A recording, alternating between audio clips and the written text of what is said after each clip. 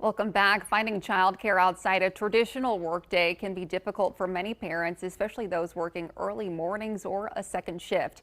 A new nonprofit child development center opening in Oshkosh is aiming to meet that need while partnering with a new affordable housing development. For families, finding childcare isn't always as simple as finding an opening. Sometimes it's finding a center that's still open when your shift starts or ends. That's the problem the new Oshkosh Child Development Center says it's trying to solve. The center is going to be the only childcare center in Oshkosh that is running second shift.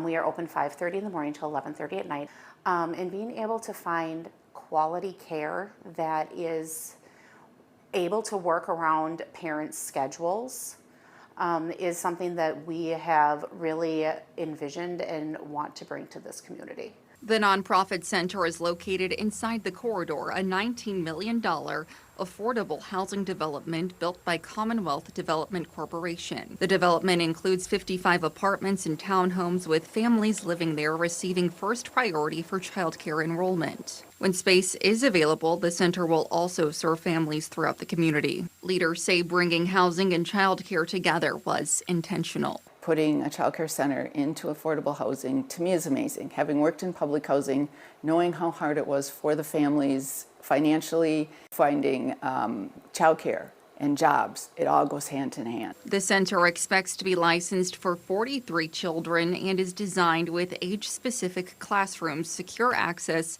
and programming focused on early learning and social-emotional development. Leaders say the nonprofit model also allows them to think beyond childcare. The center will lease its space for just $1 a year.